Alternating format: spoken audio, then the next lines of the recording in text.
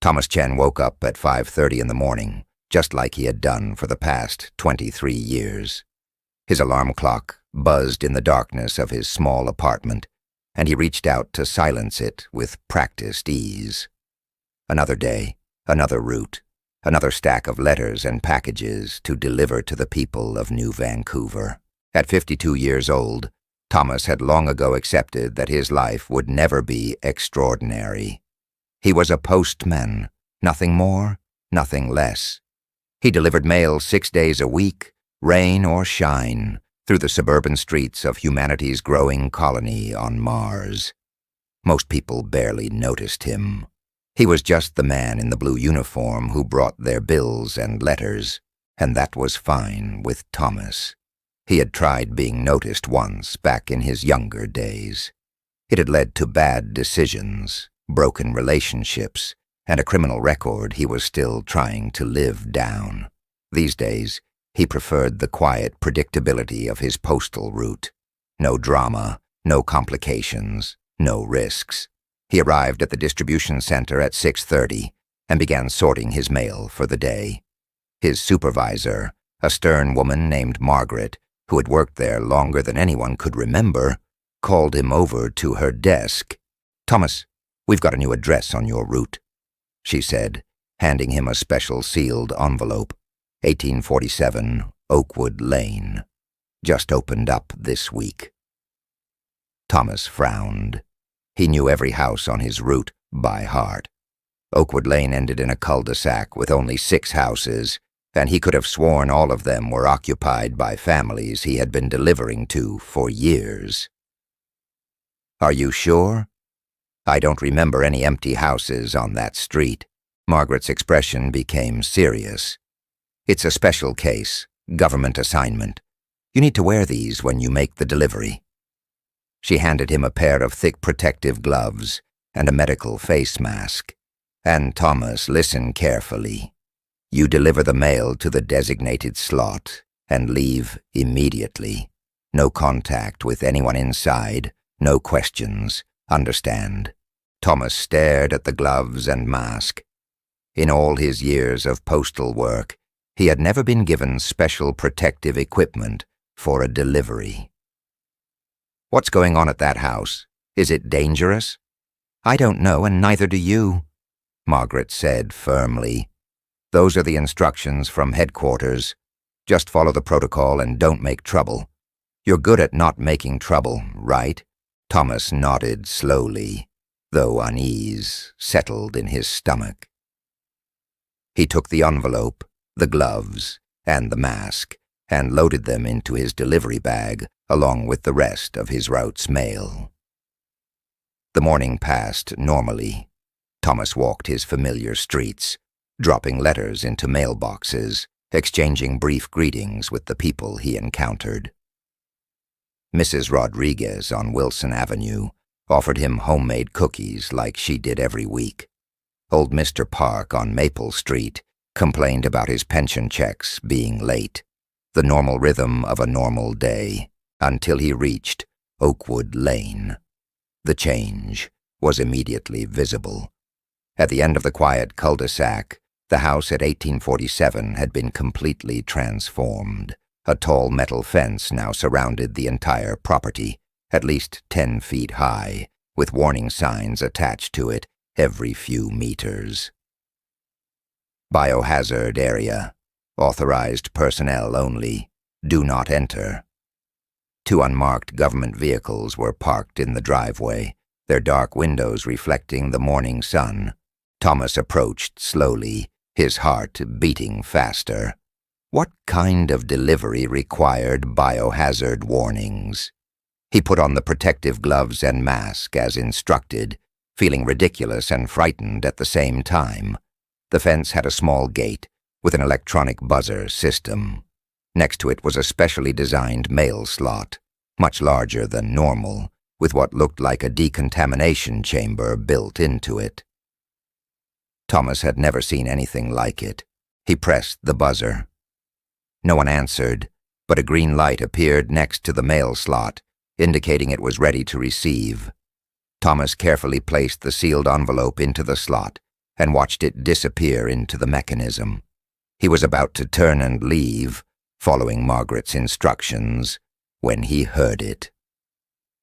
A voice, soft and sad, coming from somewhere behind the fence. "Hello? Is someone there?" Thomas froze. The voice was young, clearly a child's voice, but there was something unusual about it, a musical quality, almost like the words were being sung rather than spoken. The accent was strange, too, unlike anything Thomas had heard before. He knew he should leave. His instructions were clear. No contact, no questions, no complications, just deliver and go. But something in that voice stopped him. It sounded so lonely, so hopeful, so desperate for connection. "Yes," Thomas found himself saying. "I'm here. I'm the mailman. I just delivered a letter." There was a pause, and then the voice came closer, just on the other side of the fence. Thomas still couldn't see who was speaking. "Mailman?" the child repeated. "You bring messages? From outside?" "That's right," Thomas said carefully. "I deliver mail to everyone in this neighborhood. Everyone talks to you. You see different people every day." The voice was filled with wonder, as if the concept was magical. "Yes, I suppose I do," Thomas replied. "Are you okay? Do you need help?" Another pause, longer this time. Then quietly, "I'm not supposed to be seen. The doctors say I might frighten people if they see me. But I'm so lonely. No one talks to me except through speakers and computers. Could you stay and talk? Just for a minute?" Thomas glanced around. The government vehicles were still empty, their occupants probably inside the house. His route schedule had some flexibility. A few minutes wouldn't hurt. "What's your name?" he asked. "Mira," the voice replied, and Thomas could hear the smile in it. "My name is Mira. What's yours?" "Thomas Chen." "Hello, Thomas Chen. It's nice to meet you, even if I can't see you and you can't see me." They talked for 10 minutes, though Thomas had planned to stay for only 1. Mira asked simple questions about the world outside her fence. What did the sky look like today? Were there birds in the neighborhood? What did other houses look like? Her questions were eager and curious, the questions of a child who had been isolated for far too long. Thomas found himself describing everything in detail: the color of the Martian sky, the artificial trees planted along the streets, the sound of children playing in a nearby park. Things he had stopped noticing years ago suddenly seemed worth paying attention to. When Thomas finally said he had to continue his route, Mira's voice became small and sad again. "Will you come back? Tomorrow? Please. You're the first person who's talked to me like I'm a real person. Everyone else treats me like I'm dangerous." Thomas knew he should say no. He knew getting involved was against the rules. He knew complications led to trouble, and trouble was what he had spent 2 decades avoiding. But he heard himself say, "Yes, I'll come back tomorrow. Same time." As Thomas walked away from 1847 Oakwood Lane, he felt something he hadn't felt in years, curiosity mixed with concern. Who was this child? Why was she locked behind biohazard fences? What had happened to make her so isolated and lonely? That night, Thomas couldn't stop thinking about the musical voice behind the fence. He tried to research the address online, but found only vague news reports about a medical quarantine situation and unknown biological concerns. The information was deliberately unclear, obviously censored. Thomas lay in bed, staring at the ceiling of his small apartment. Tomorrow he would return to that fence. Tomorrow he would talk to Mira again. He didn't know it yet, but that simple decision, to stop and talk to a lonely child, would change his entire life and challenge everything he thought he knew about friendship, courage, and what it meant to truly care about another person. The sealed house at the end of Oakwood Lane held secrets that would soon be revealed. And Thomas Chen, the ordinary postman who just wanted a quiet life, was about to become part of something extraordinary. Thomas arrived at 1847 Oakwood Lane the next day with more than just mail. Hidden in his bag were a children's book about space exploration and a small packet of colorful markers. He told himself he was just being kind, nothing more. But deep down, he knew he was breaking the rules, crossing a line he had promised himself he would never cross again. The fence still looked intimidating in the morning light, covered with its official warning signs and biohazard symbols. But now, Thomas saw it differently. Now he knew there was a lonely child on the other side, waiting for someone to talk to. He pressed the buzzer and placed that day's delivery into the slot. Before he could even step back, Mira's voice came through, excited and happy. "Thomas, you came back. I wasn't sure you would. I thought maybe I dreamed our conversation yesterday." Thomas smiled despite himself. "I promised, didn't I? I always keep my promises." "Not everyone does," Mira said quietly. "The doctors promised I would only be here for a few weeks. That was 8 months ago." 8 months. Thomas felt a surge of anger. What kind of medical situation required an 8-month quarantine of a child? "Mira, can I ask you something? What happened to you? Why are you in there?" There was a long pause. Thomas worried he had pushed too hard, asked too much. But then Mira began to speak, and her story poured out like water, breaking through a dam. She was Valorian, she explained, from a planet in a star system Thomas had never heard of. Her family had come to Earth as part of a diplomatic mission, one of the first official exchanges between humans and Valorians. Everything had been going well until Mira got sick, with something the human doctors had never seen before. They were scared I might make humans sick too, Mira said. So they put me in isolation while they studied my illness. My parents are in a different facility across the city. We can only see each other on video calls once a week, and it's never long enough. I miss them so much it hurts. Her voice cracked with emotion, and Thomas felt his heart breaking for this child who had been separated from her family and locked away for months. "But I'm not sick anymore," Mira continued. "The doctors cleared me 6 weeks ago. They said I'm not contagious, that I never really was. But I'm still here, still behind this fence. I hear them arguing sometimes through the ventilation system. Some want to release me, but others say I'm too valuable for research. They want to study how Valorian bodies work, how we're different from humans. They talk about me like I'm a science project, not a person." Thomas's hands clenched into fists. He had spent his whole adult life avoiding conflict, staying quiet, following rules. But hearing Mira's situation made something ancient and protective awaken inside him. "That's not right," he said firmly. "You're a child, not an experiment. Someone needs to speak up for you." "Who?" Mira asked, and there was such hopelessness in her voice it made Thomas want to punch something. "My parents have tried. They've filed complaints, hired lawyers, contacted Valorian authorities. But Earth's quarantine laws are powerful.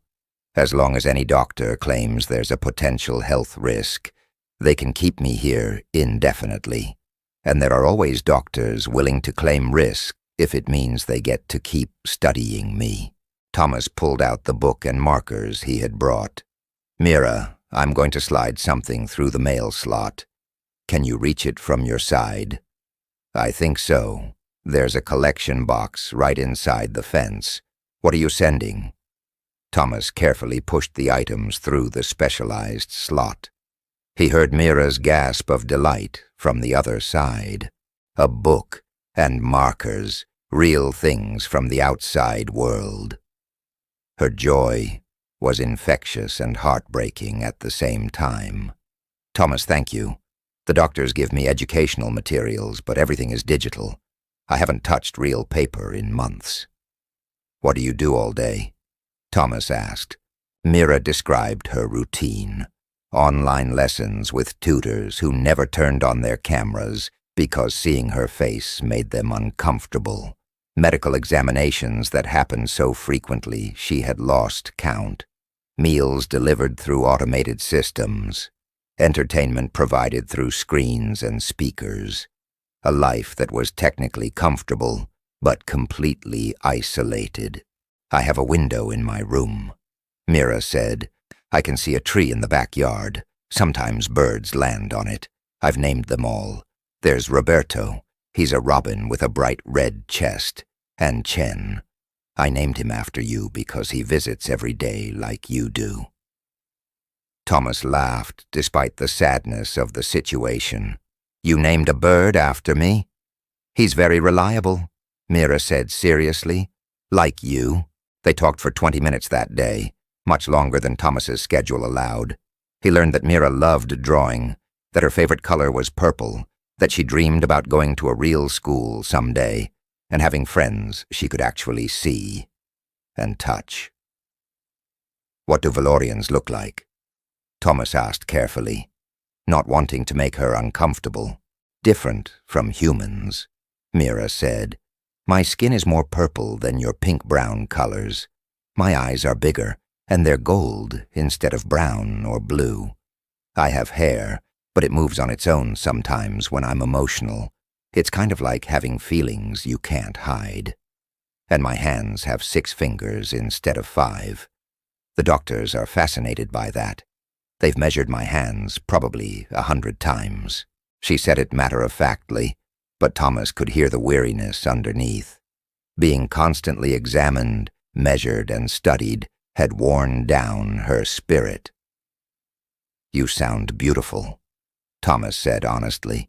"Different doesn't mean scary or wrong. It just means unique." Mira was quiet for a moment. Then, in a voice barely above a whisper, "Do you really think so? Or are you just being nice?" "I really think so," Thomas replied. "And Mira, I promise you something.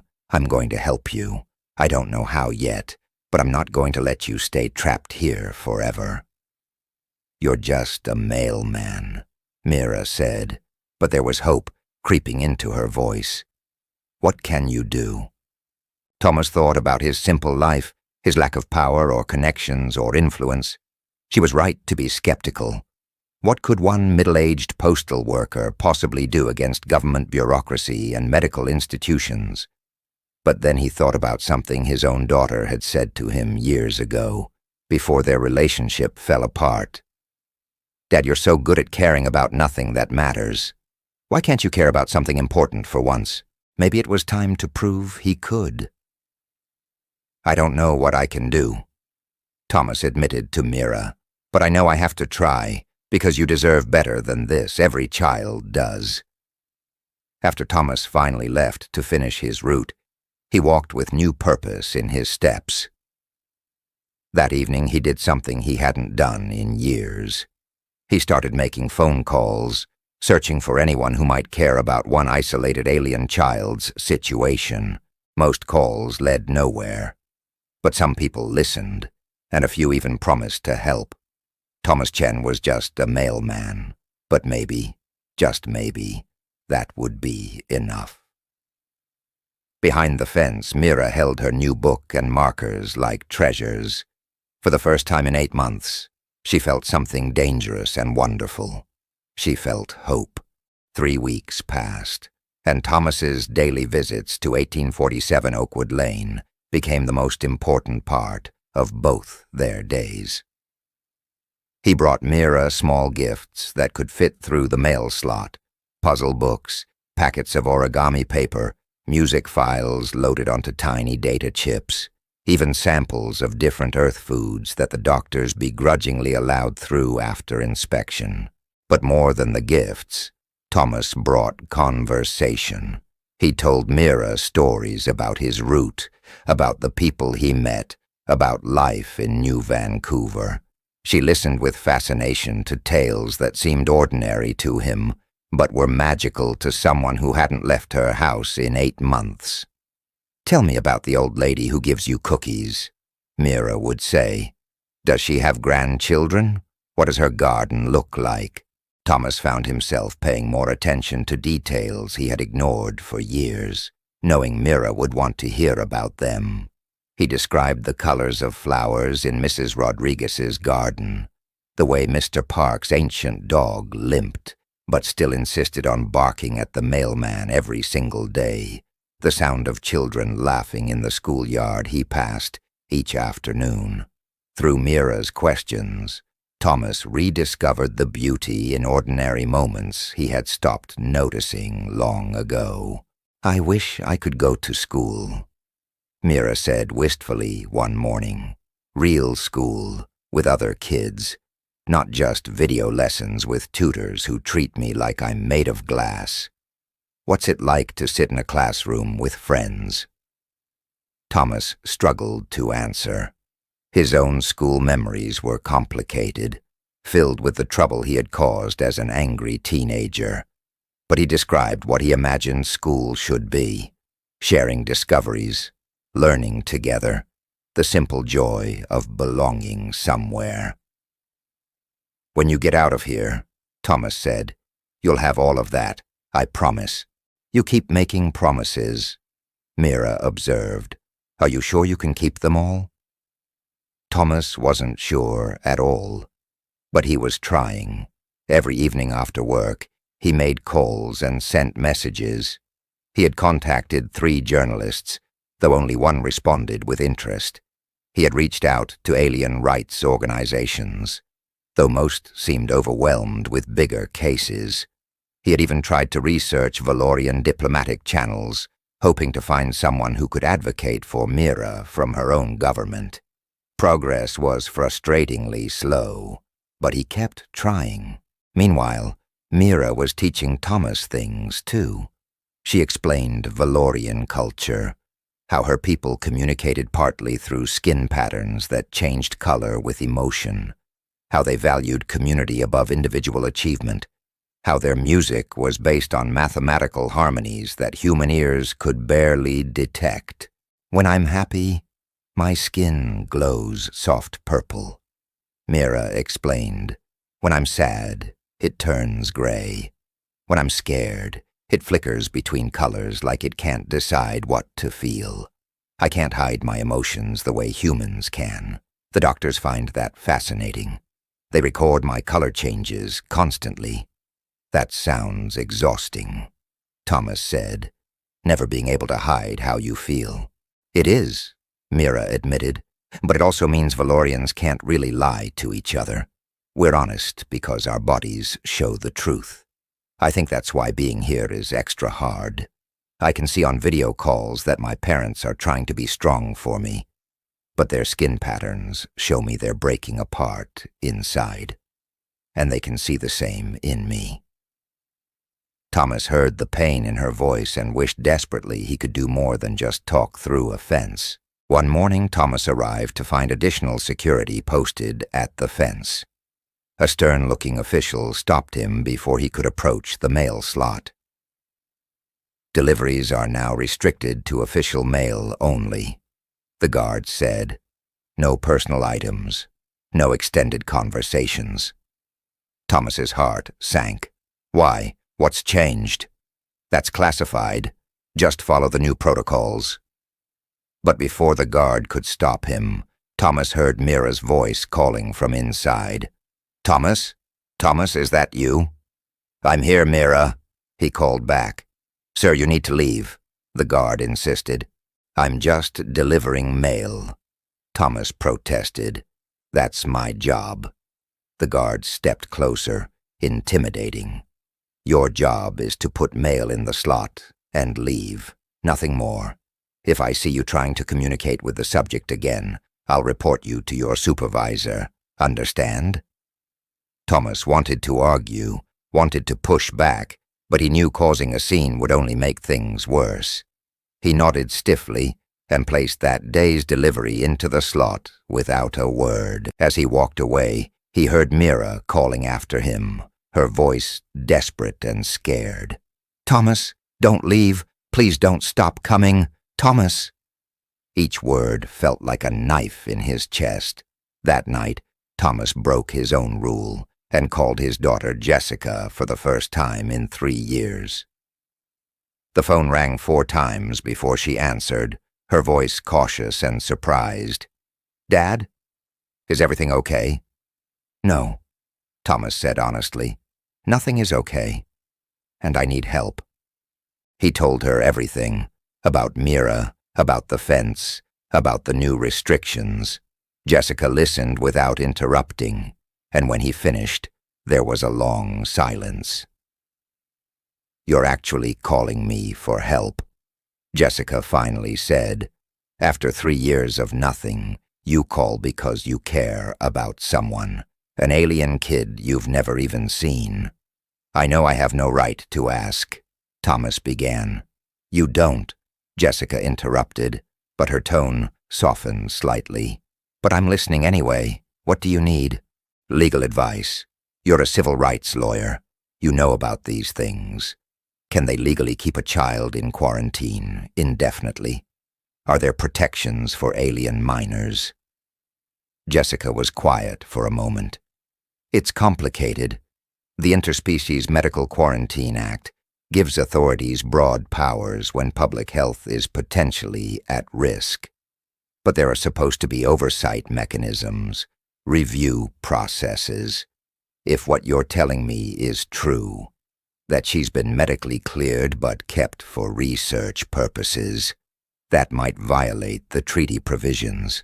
Can you look into it?" Thomas asked. "Please." Another silence. Then Jessica sighed. "Send me everything you know.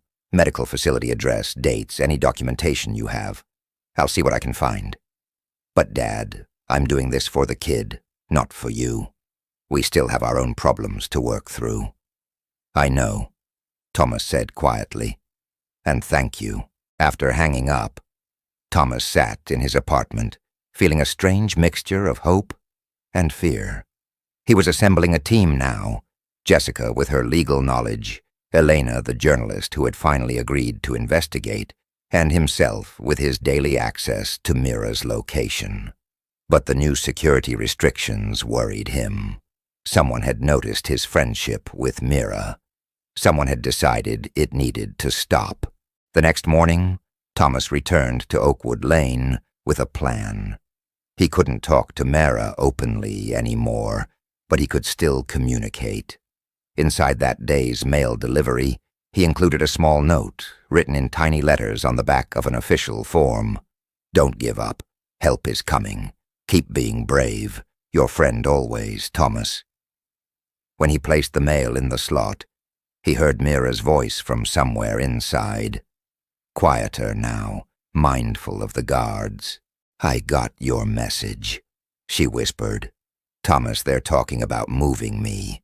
I heard doctors arguing. Some want to transfer me to a bigger research facility, a permanent one. I'm scared." Thomas's blood ran cold. "When?" "I don't know, soon." "Thomas, I don't want to leave. If I go to that place, I might never get out, and it's even farther from my parents." The guard was watching Thomas suspiciously. He couldn't linger without raising more suspicion. "Stay strong," Thomas whispered back. "I won't let them take you, I promise." As he walked away, Thomas made a decision. No more slow research. No more waiting for official channels. If Mira was going to be transferred, they had to act now. That evening, Thomas called an emergency meeting with Jessica and Elena. When they gathered in his small apartment, he laid out what he knew. "We have maybe a week," Thomas said. "Maybe less. We need to expose this situation now, before they can move her somewhere we can't reach." Elena pulled out her recording equipment. "Then let's get the story that will make them listen. Thomas, can you get me Mira's testimony? her own words, in her own voice. "I can try," Thomas said. Jessica opened her laptop, "and I'll file emergency legal motions. If we create enough pressure fast enough, they might not dare to transfer her." They worked through the night, three unlikely allies united by the simple goal of freeing one trapped child. Thomas Chen, the man who had spent decades avoiding complications, was now deliberately walking into the biggest fight of his life, and he had never felt more certain of anything. Thomas barely slept that night. He lay in bed staring at the ceiling, running through possibilities and risks. Elena had given him a small recording device, no bigger than a button, that could capture audio through the fence. Jessica had drafted legal documents ready to file the moment they had evidence. Everything depended on getting Mira's testimony recorded without the guards noticing. The next morning felt different.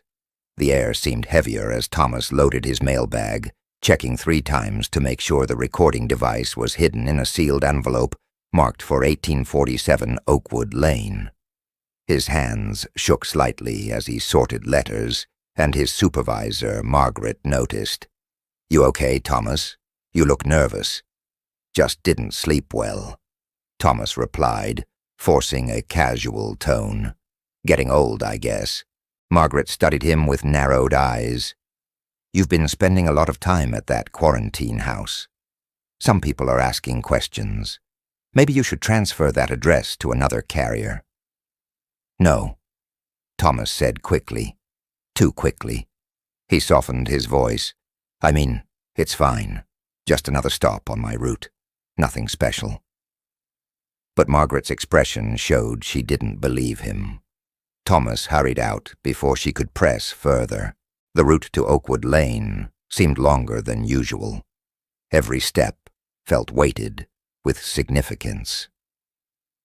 Thomas rehearsed what he would say, how he would slip the device through without the guards noticing. His heart pounded so loudly he was sure everyone could hear it. When he arrived at 1847, 3 security guards were stationed around the fence instead of the usual one. Thomas's stomach dropped. They were increasing security, probably in preparation for Mira's transfer. One guard immediately approached. "Official mail only. No packages, no personal items. Just letters today," Thomas said, keeping his voice steady. He pulled out the regular mail for the address, including the envelope containing the recording device. Standard delivery. The guard took the entire stack from Thomas's hands and began examining each piece carefully. Thomas's pulse raced. If they opened that particular envelope, if they found the device, everything would be over. He might be arrested, definitely fired, and Mira would lose her only ally on the outside. "This one's unsealed," the guard said, holding up the envelope with the recorder. Thomas's mind raced. "It's a survey form from the Postal Service. Doesn't need to be sealed. Just routine quality assessment stuff." The guard stared at him suspiciously, then at the envelope. Time seemed to freeze. Thomas forced himself to breathe normally, to look bored and unconcerned, like this was just another ordinary delivery on another ordinary day. Finally, the guard placed the envelope with the others and fed them through the mail slot. "Fine. Move along," Thomas nodded and started to walk away, his legs feeling weak with relief. But he paused at the edge of the fence, pretending to check his delivery device while actually listening. He heard it.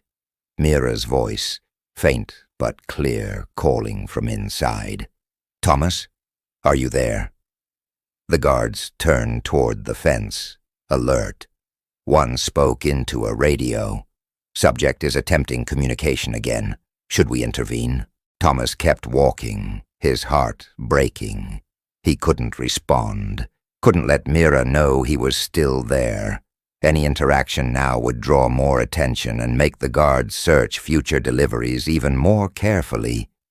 But he had to trust that Mira would find the envelope, would discover the tiny recording device, would understand what he needed her to do. The rest of his route passed in a blur. Thomas delivered mail mechanically, barely aware of what he was doing.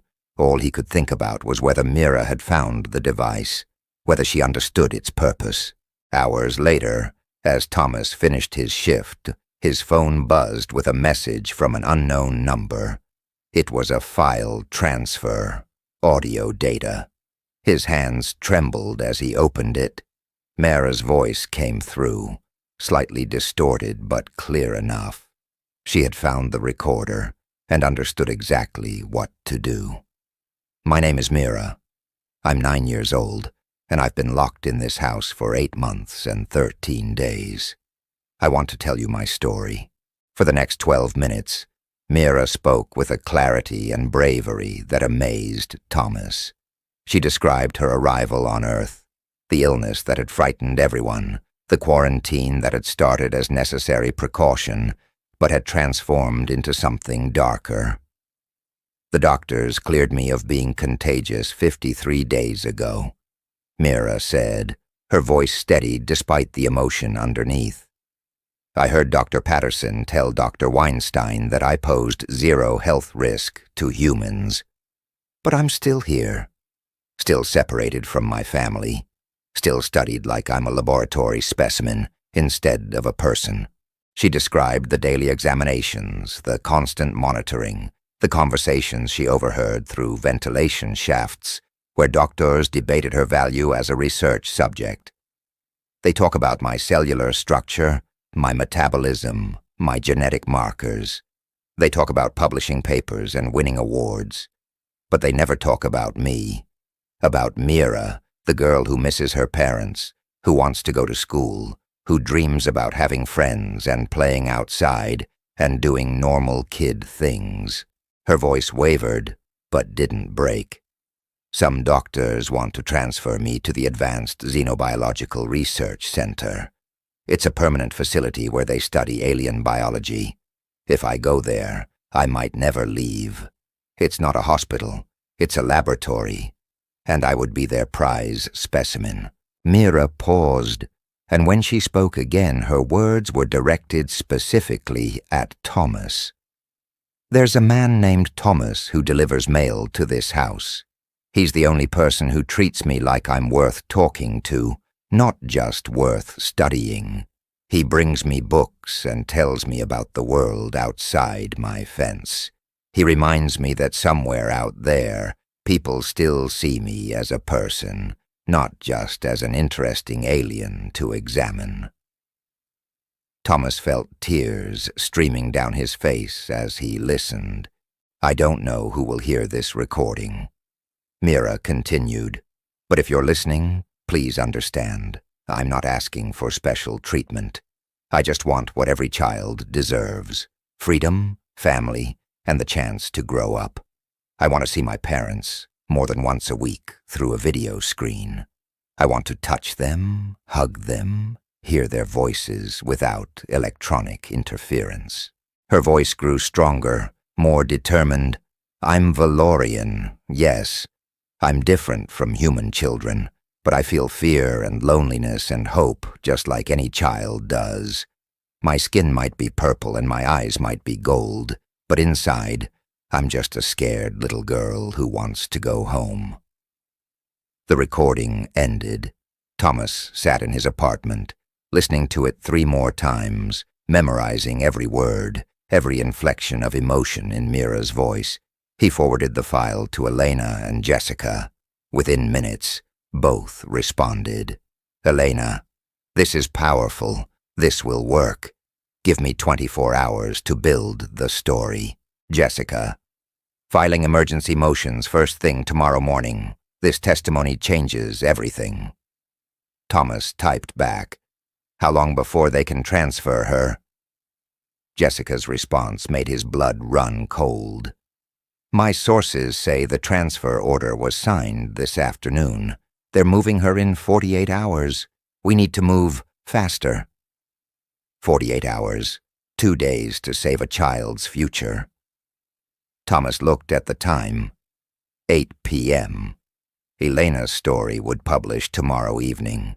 Jessica's legal motions would be filed tomorrow morning. It would be close, desperately close. That night, Thomas did something he hadn't done since he was a child. He prayed, not to any specific deity, but to the universe itself, to whatever force governed justice and mercy. He prayed that one ordinary mailman's efforts would be enough to save one extraordinary child. His phone buzzed again. Another unknown number, another message. This one was from Mira, sent from a device she must have hidden from her monitors. "Thank you for believing in me, Thomas. Whatever happens, you gave me hope when I had none. You showed me that kindness exists even in the darkest places. I won't forget you, ever. Your friend, Mira." Thomas typed back quickly. "Hold on just a little longer. Help is coming, I promise." 3 dots appeared, showing Mira was typing. Then, "I trust you." 2 words, simple words, but they carried the weight of everything Thomas had been working toward. Mira trusted him, a child he had never seen, whose hand he had never held, whose face he had never looked upon. She trusted him completely. Thomas couldn't let her down. Tomorrow the fight would begin in earnest.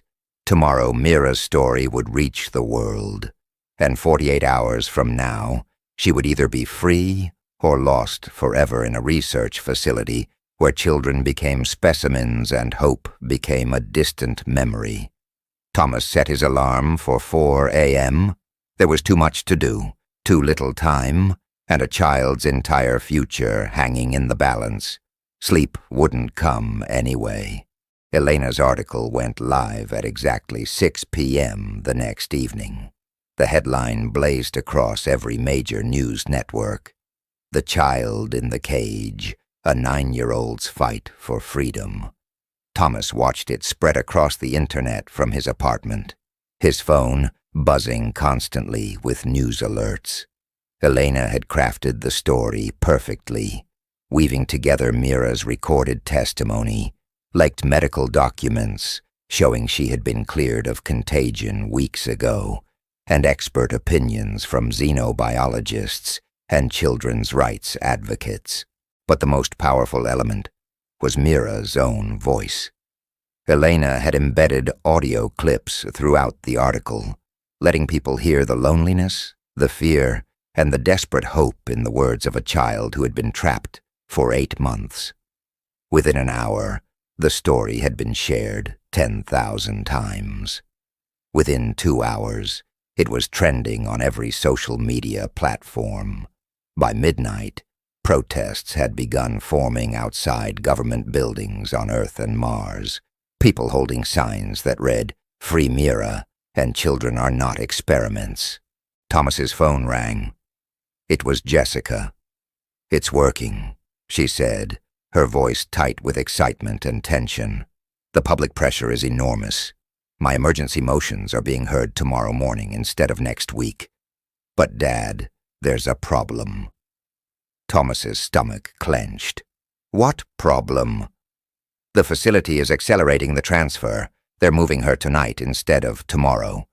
They know once she's in the research center, it'll be much harder to get her out. We're out of time." Thomas looked at his clock.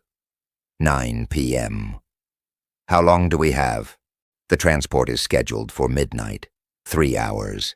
That's not enough time for a court ruling." "I know," Jessica said, "but I'm filing an emergency stay right now. If I can get a judge to delay the transfer even by 24 hours, it might be enough. The public outcry is too loud to ignore. They can't move her now without looking like exactly what Elena's article accused them of being." Thomas grabbed his jacket. "I'm going to the facility." "Dad, no, that's not smart. You'll just get arrested and—" "I have to try." Thomas interrupted. "I made her a promise. If she's being taken away, I need to be there. She needs to know she's not alone." Jessica was quiet for a moment. "Be careful, and Dad, I'm proud of you. I never thought I'd say that again, but I am." Thomas's eyes burned with tears. "Thank you for helping, for giving me a chance. Save Mira first, then we'll work on us." Thomas drove through the empty streets of New Vancouver faster than he had ever driven before. The city lights blurred past his windows as he raced toward Oakwood Lane, his mind spinning with desperate plans that all seemed hopeless. When he arrived, the scene had transformed completely. News vans surrounded the facility, their satellite dishes pointing toward the sky. Protesters had already gathered, dozens of people holding candles and signs despite the late hour. Police officers formed a barrier around the property, keeping everyone back. Thomas pushed through the crowd, trying to reach the fence. A police officer blocked his path. "No unauthorized access. Clear the area. I'm her friend," Thomas said desperately. "I'm the one who's been visiting her. She knows me. Please, I just need to talk to her before they—" "Sir, step back now, or you'll be arrested." Thomas saw movement behind the fence. A large medical transport vehicle had pulled up to the house. People in hazmat suits were emerging, carrying equipment. "No," Thomas breathed. "It's too soon. They can't." He cupped his hands around his mouth and shouted, as loud as he could, "Mira! Mira, can you hear me?" The police officer grabbed his arm, but Thomas kept shouting, "Mira, you're not alone. People care about you. The whole world is watching. Don't be afraid." For a moment, nothing happened. Then a window on the second floor of the house opened slightly, and Thomas saw a small figure appear.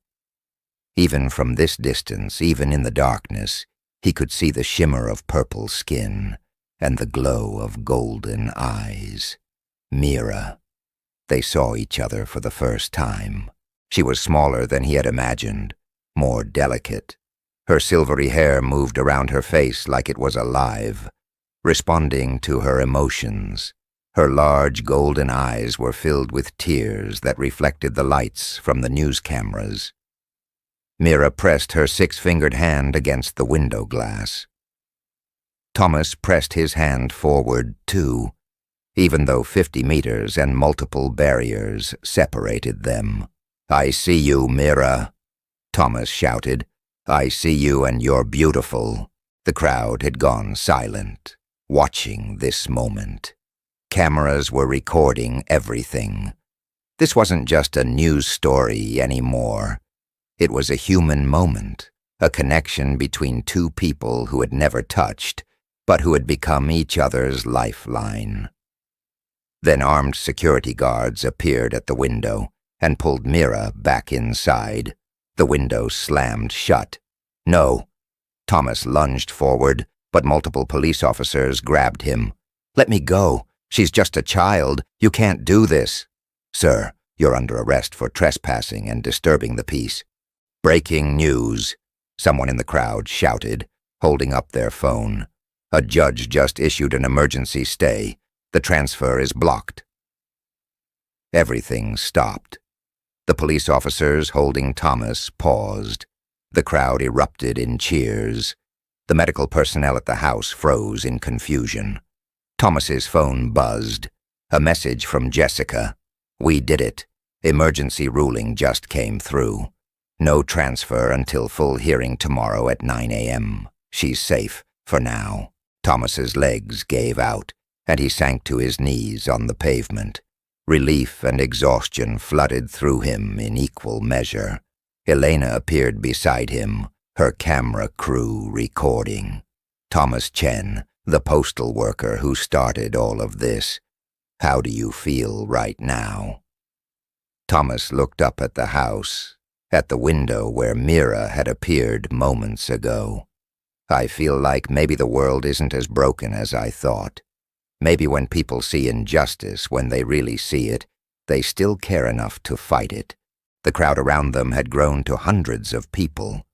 Someone started singing a children's lullaby, and others joined in. The sound rose into the Martian night, a chorus of voices singing to one frightened child inside a locked house. Thomas pulled out his phone and sent a message to the number Mira had used earlier. "The transfer is stopped. You're safe tonight. Tomorrow we fight for your freedom in court. The whole world is watching, Mira. You're not alone anymore." 3 dots appeared. Then, "I saw you, Thomas. I finally saw my friend. Thank you for not giving up on me." Thomas smiled through his tears. "Never. I will never give up on you." That night, Thomas didn't go home. He stayed outside the facility with hundreds of others who had come to stand vigil, to make sure no one tried to move Mira in the darkness. They kept candles burning until dawn, a ring of light around the house that had been Mira's prison. News crews from across the solar system broadcast the scene live. The image of people gathered in peaceful protest, singing lullabies to a trapped alien child, became the symbol of everything the story represented. As the sun rose over New Seattle, Thomas looked at the faces around him. Young and old, human and alien, all united by simple compassion for one child's suffering. "The hearing starts in 3 hours, Jessica said, appearing beside her father. She handed him coffee and a change of clothes. "You should clean up. You're going to be called to testify." "Me?" Thomas asked, surprised. "You're the key witness. You've been talking to Mira every day for weeks. You can testify to her emotional state, her desires, her personhood. The judge needs to hear from someone who knows her as a person, not a specimen." Thomas looked down at his postal uniform, wrinkled and stained from kneeling on the pavement all night. He was just a mailman. What did he know about court testimony? But then he thought of Mira's voice, her questions about the world, her dreams of freedom. He knew her better than almost anyone. "Okay," Thomas said. "I'll testify. I'll tell them everything." The courtroom was filled beyond capacity. People lined the walls, sat in the aisles, crowded around the doorways. Judge Morrison had to call for order 3 times before the hearing could even begin, and the noise of camera shutters never completely stopped. Thomas sat in the witness section, his hands clasped tightly together. He had never been inside a courtroom as anything other than a defendant in his troubled youth. Being here as someone fighting for justice instead of facing it felt strange and terrifying. The government's lawyers presented first, arguing about research value, scientific advancement, and the importance of understanding alien biology for humanity's future.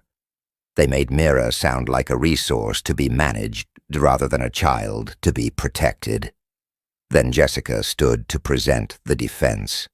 She played Mira's full testimony recording, and the courtroom fell into absolute silence. Several people were openly crying by the time it finished, including one of the government attorneys. "Your Honor," Jessica said, her voice ringing clear and strong. "The question before this court is simple.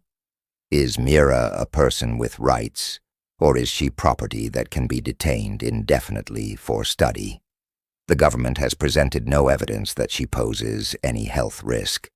Their own medical reports, which we've submitted as exhibits, show she was cleared of contagion 8 weeks ago. What they're really arguing for is the right to keep a child imprisoned because studying her is convenient for their research goals." She gestured to Thomas.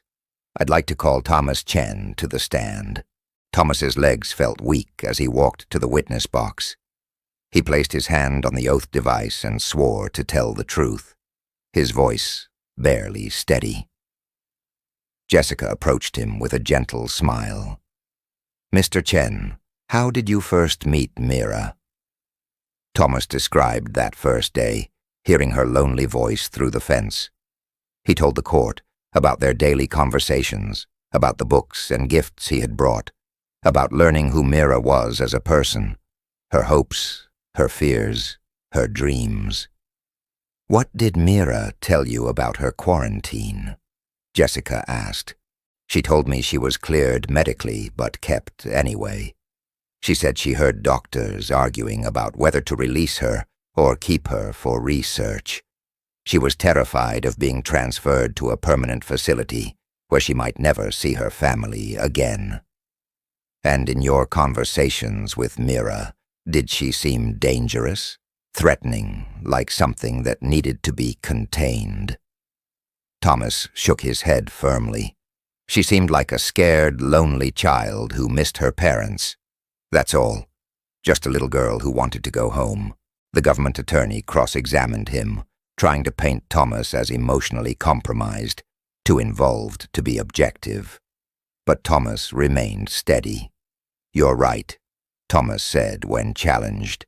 "I am emotionally involved, because I've spent weeks talking to a child who cries herself to sleep, who counts the days of her imprisonment, who dreams about simple things like going to school and having friends. If caring about that makes me compromised, then I'm proudly compromised." The courtroom erupted in applause. Judge Morrison had to bang her gavel repeatedly to restore order. After hours of testimony and arguments, Judge Morrison called for a brief recess. Thomas sat with Jessica, both of them too nervous to speak. When court reconvened, the judge's expression was unreadable. "I've reviewed all the evidence," Judge Morrison began. "The medical reports, the testimony, the legal precedents, and I've listened to a 9-year-old child beg for her freedom in her own words."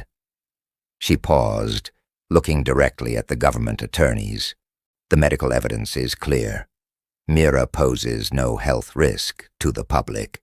The legal argument for her continued detention rests entirely on research value, which is explicitly prohibited under the Interspecies Children's Protection Treaty. A child is not a laboratory specimen, regardless of their species or their scientific interest." Thomas held his breath. "Therefore, I am ordering Mira's immediate release from quarantine. She is to be reunited with her parents within the next 24 hours. Any future medical monitoring must be conducted on a voluntary, outpatient basis with full consent of her family. This detention is over." The gavel came down, and the courtroom exploded with cheers. Thomas felt Jessica grab his hand, both of them crying and laughing at the same time. Elena was already broadcasting the decision live. The protesters outside began celebrating so loudly the sound penetrated the courthouse walls. "We did it," Jessica whispered. "Dad, we actually did it." 2 days later, Thomas stood outside a small house in the diplomatic district where Mira's family had been relocated. His heart pounded as he approached the door, carrying a wrapped gift, a book of earth poetry he had carefully selected. The door opened, and there stood Mira in person for the first time, without fences or barriers between them. She was exactly as he had seen her through the window, small and delicate with luminescent purple skin that shimmered in the afternoon light. Her silver hair moved gently around her face, and her golden eyes were wide and bright with joy. "Thomas," she breathed, and then she launched herself forward, wrapping her arms around him in a fierce hug. Thomas knelt down and held her, this child he had fought for, this friend he had never touched until this moment. She was warm and solid and real, no longer just a voice behind a fence. "You came," Mira said, pulling back to look at his face. "You really came. I promised I would always come back," Thomas said, his voice thick with emotion. "I keep my promises." Mira's parents appeared in the doorway, two tall Valorian adults whose skin patterns glowed with warm oranges and golds, colors Thomas had learned meant gratitude and joy. Thomas Chen, Mira's father, said through a translation device, "The man who saved our daughter. Our family is forever in your debt." "I didn't save her alone," Thomas replied. "A lot of people helped, but you started it." Mira's mother said, "You were the first person who saw her as a child worth fighting for. That made all the difference." They invited Thomas inside, and he spent the afternoon with Mira's family. Mira showed him her new room, already decorated with the books and gifts he had given her over the weeks. The origami crane he had kept on his bedside table had been joined by dozens more she had made. An entire flock of paper birds representing hope taking flight. "I'm starting school next week," Mira told him excitedly. "Real school with other kids. And Thomas, I made a friend already. Her name is Keiko, and she lives 2 houses down, and she thinks my skin patterns are beautiful instead of weird." Thomas smiled, remembering when Mira had asked what school was like. When she had dreamed of having friends, those dreams were becoming reality. As the afternoon turned to evening, Thomas prepared to leave. Mira walked him to the door, and Thomas handed her the wrapped book. "One more gift," he said, "for your collection." Mira opened it carefully and read the inscription he had written inside. "To Mira, who taught me that friendship doesn't require seeing someone to know they're worth fighting for. Your companion always, Thomas." Mira's eyes filled with tears, and her skin patterns shifted through a rainbow of colors Thomas had never seen before. "In Valorian culture," she explained, "when someone shows us colors we've never made before, it means they've touched our soul in a way no one else has. Thomas, you're showing me colors I didn't know I could feel." She hugged him again, and this time Thomas understood the significance. He wasn't just a friend. In Valorian tradition, he was Cathara, chosen family, bound not by biology but by deliberate love. Over the following months, Thomas watched Mira flourish. She excelled in school, made friends, and slowly healed from the trauma of her isolation. Her weekly visits with Thomas became a cherished routine. They would walk through parks, explore museums, or simply sit and talk like they had once done through a fence. Thomas's relationship with Jessica also deepened. Working together to save Mira had reopened communication between them, and they were slowly rebuilding the bond that had been broken by years of his emotional distance. "You know what changed, Dad?" Jessica asked him one day over coffee. "You finally let yourself care about someone completely, without holding back. That's the father I needed growing up. I'm sorry I wasn't that person for you then," Thomas said, "but maybe I can be now." "You already are," Jessica replied, squeezing his hand. A year after Mira's release, Thomas was invited to speak at a conference on interspecies relations. He stood at the podium, feeling completely out of place among diplomats and scientists, just a simple postal worker in a room full of important people. But when he told Mira's story, the room fell silent. When he described hearing her lonely voice for the first time and making the choice to stop and listen, several people wiped their eyes. "I'm not special," Thomas concluded.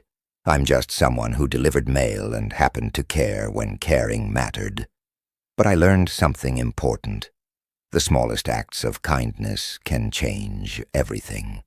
Stopping to talk to someone lonely, bringing a gift to someone isolated, standing up for someone powerless. These aren't heroic acts.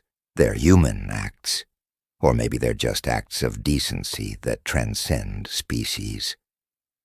The standing ovation that followed embarrassed him, but Mira, sitting in the front row with her parents, beamed with pride, her skin glowing brilliant gold. That evening, as Thomas walked home through the familiar streets of New Vancouver, he passed his old postal route. The streets he had walked for 23 years looked different now, filled with possibility instead of routine. He thought about the life he had lived before Mira, safe, predictable, emotionally isolated. He had been so afraid of connection, so worried about being hurt again, that he had stopped really living. But a child's voice through a fence had changed everything.